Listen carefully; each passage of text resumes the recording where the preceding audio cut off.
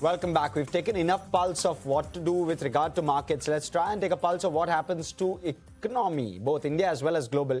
We have Dr. Samiran Chakraborty, Managing Director, Chief Economist, India at Citi, joining us this morning to try and take that conversation forward. Very good morning, Samiran. Give us your take.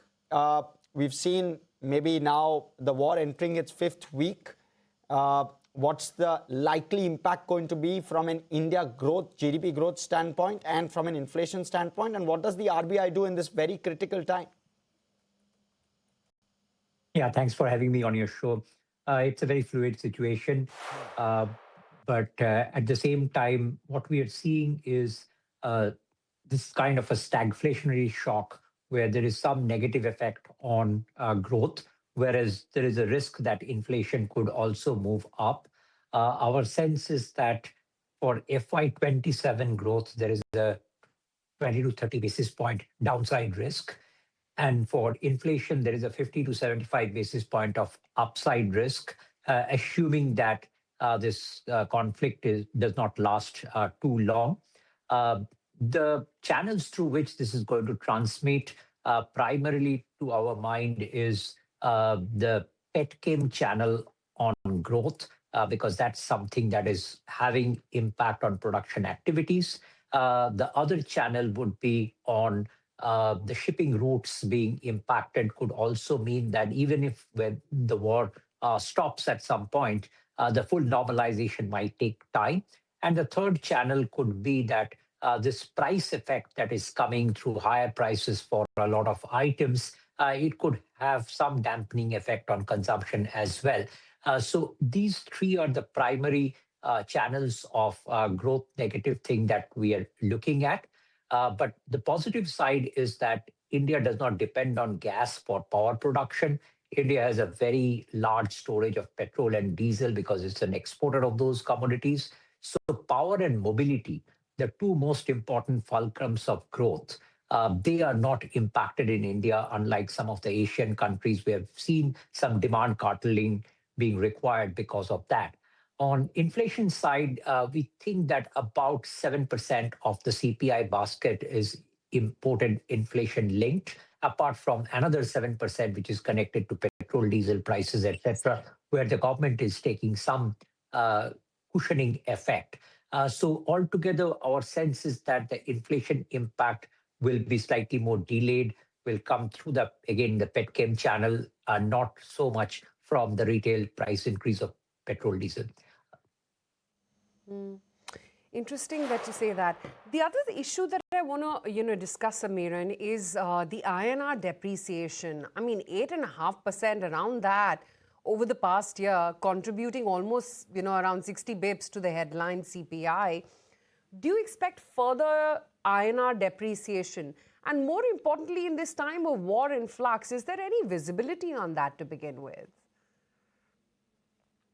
So INR is more a reflection of where our balance of payment situation is, the gap between the dollar demand and dollar supply. Typically, India has always been a BOP surplus country. This is the first time where for two consecutive years, fiscal year 25 and fiscal year 26, we are witnessing a BOP deficit. And now with the war impact feeding through, there is a risk that even the FY27 BOP could be a deficit year. So if you have consecutive years of dollar demand being much more than dollar supply, then it is quite likely that the currency will be on a depreciation path. So to our mind, it's more important that we change the BOP dynamics first and try to push the BOP into surplus before we think of changing the course of the currency. In the short term, RBI has taken all these administrative measures to curb speculative activities in the market. To some extent, that has cooled down the depreciation pressure on the currency. But till we have a bigger control over the BOP dynamics and push the BOP into surplus, these depreciation biases will keep on recurring. So to our mind, that is the more important thing where RBI needs to focus now. And Dr. Chakraborty, if this situation or war, if one calls it, in West Asia continues for a prolonged period of time, what's the worst case impact from an India economic standpoint? Do you believe that we're relatively much better placed versus the rest of the world? And do you believe that the worst case is already starting to get built in, or could there be further downgrades from here if things were to go south? So as I was mentioning that one advantage for India is that only about 3% of India's power production is from natural gas. This number is beyond 30% for a lot of Asian countries. So that whole impact of a prolonged shortfall in natural gas supply from Middle East, that on power production, at least for India, is that much lesser. And similarly, petrol, diesel, we have enough stock for now. And in that sort of a scenario, which you are painting of a prolonged conflict, we can take a kind of decision not to export these products and use it for domestic purposes. That way, power and mobility, the two fulcrums of growth, could still be supported.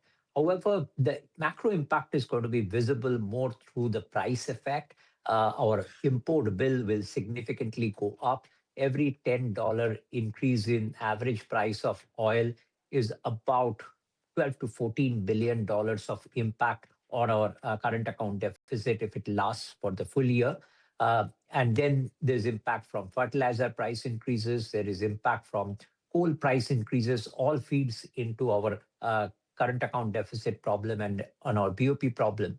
And to the extent the government tries to protect the consumer, there could be a fiscal impact as well. So if the war prolongs, I think I will be more focused on understanding this current account deficit impact and the government's fiscal impact to see how much macro vulnerability we are going to face. Yeah, absolutely. Sameeran, you raise a very relevant point. So at what level of crude, assuming, that's the only indicator we have at our hand right now, does the current account deficit then become a macro stability concern wherein the RBI will be pushed to sort of intervene beyond only controlling the FX at this juncture? And what tools do they have at their hand? So our current baseline projection is that for fiscal year 27, the average Brent price would be around $85, assuming that the Strait of Hormuz gets opened by the end of this month. That's the baseline forecast of Citi. And with that baseline forecast, we end up with a current account deficit of about $50 billion for the full year. Now, as I was saying, that the sensitivity is that about $10 increase in this average price would lead to around 12 to $14 billion impact on the current account deficit. So we can do our maths depending upon what the sort of scenario that you want to build on oil prices. But if you, let's say, hypothetically say that oil price average is at $100, then that would mean that the current account deficit could be around $70 billion, almost closer to 1.7, 1.8% of GDP. That's a scenario that one can build with about that $100 oil price. The question is that where do we get 50 to $70 billion of capital inflows?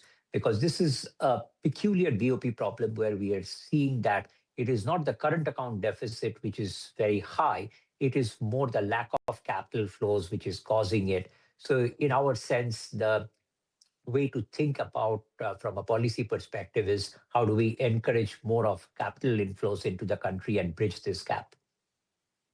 Dr. Chakraborty, as a result of this, what should the RBI reaction to this be? Of course, April. And what about the meeting thereafter? What does it do to the repo maybe for the full calendar year 2026 in your opinion? And in the immediate term, April, would status quo largely be what the RBI will look for? Try to kind of just reassess, sit back. Is that the right approach in your opinion?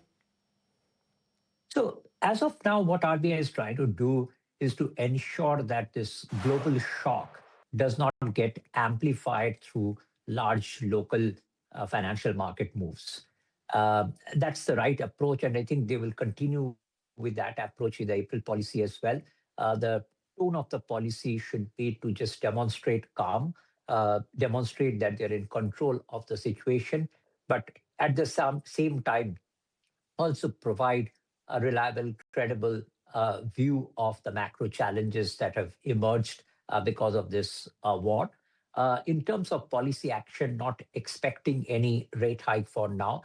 In our view, the idea of trying to hike rates to defend the currency is too premature for now.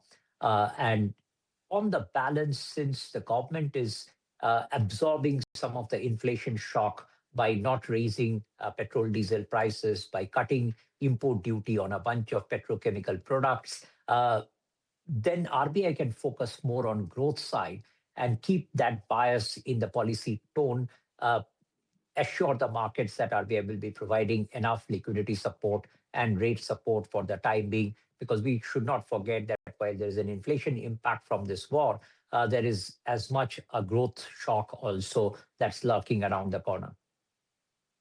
Interesting times. But Sabiran, great to have you on the show today and get in all the insights. Thank you.